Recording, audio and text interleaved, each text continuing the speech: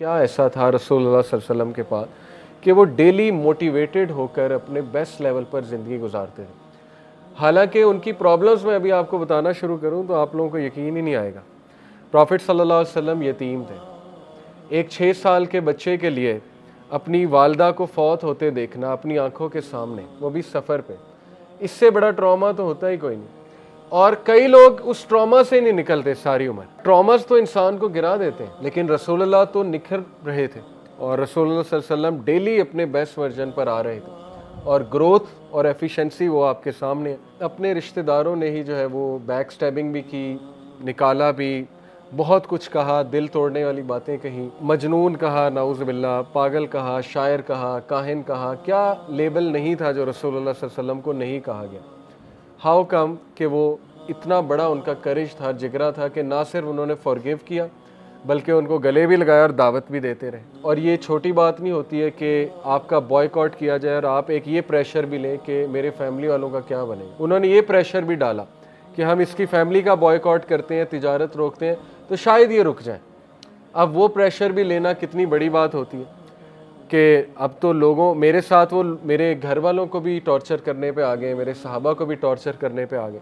उसके बाद आसानी आनी चाहिए थी शीबे अबी तालिब के बाद, जनरली स्पीकिंग। लेकिन उसके बाद क्या हुआ? हज़रत खदीजा की डेथ हो गई, लव ऑफ हिज लाइफ। ज़ाहिर है बहुत बड़ा सहारा होता है नेक बीवी, तो वो उनकी वफ़ात हो गई। हम जैसा बंदा तो अब तक पागल हो चुका होता, सुसाइडल थॉट्स आ रहे होते और पता नहीं हमने क्या कर लिया होता, कहीं से छलांग मार दी होती कि ये क्या हुआ। उसके बाद क्या हुआ? अबू तालिब की वफ़ात। उसके बाद सबसे पेनफुल ताइफ का वाक़या। हज़रत आयशा ने पूछा जंग उहद के बाद कि क्या ये सबसे पेनफुल दिन है आपके लिए? फरमाया नहीं, ताइफ का वाक़या।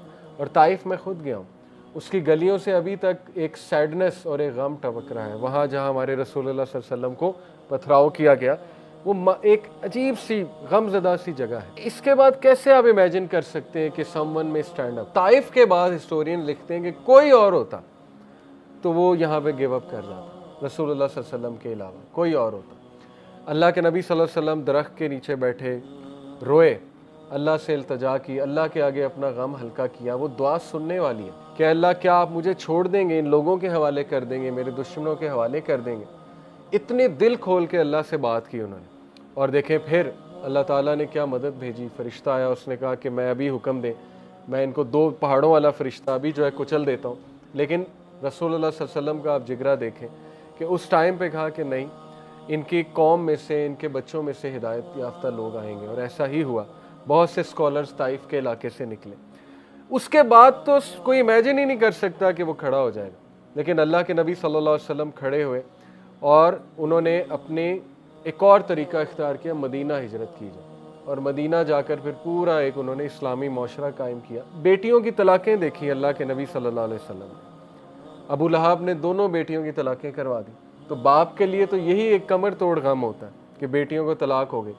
फिर मदीना जाकर भी जो है वो यहूदियों ने कभी मुशरिकों ने सुख का सांस नहीं लेने दिया, इन द सेंस के तंग किए रखा।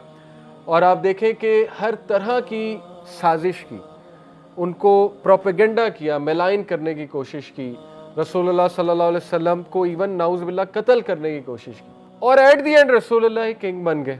फतह मक्का हुई और वहाँ आकर रसूलुल्लाह सल्लल्लाहु अलैहि वसल्लम के सामने वही लोग आए जिन्होंने पथराव किया था, तंग किया था, उजड़ी फेंका करते थे, क्या क्या करते थे। तो ये सीरा एक लिविंग मिरेकल है। आपको दुनिया में किसी शख्स की ऐसी बायोग्राफी नहीं मिलेगी और आप हैरान हो जाएंगे ये हुआ कैसे।